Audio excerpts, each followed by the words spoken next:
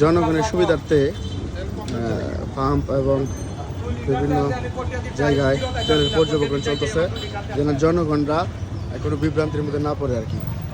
এটা হোসেনপুর পাম্প পর্যবেক্ষণ চলতেছে, প্রতি জায়গায় জায়গায় পর্যবেক্ষণ করতেছে এসিলেন স্যার নিজেই।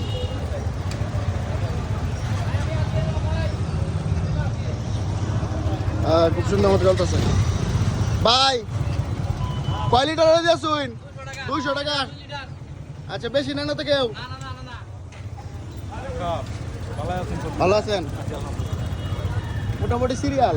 আর এদিক দিয়ে পর্যবেক্ষণ চলতেছে, কোনো ঝামেলা আছে কিনা।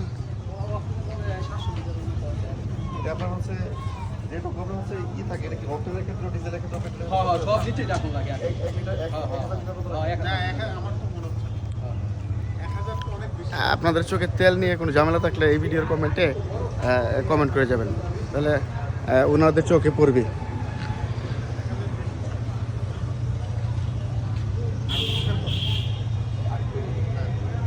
যাই হোক, পর্যবেক্ষণ চলতেছে, জনগণ একটু নিশ্চিন্তে তেল নিতে পারবে, কোনো ভেজাল নাই, ভেজাল হবে না।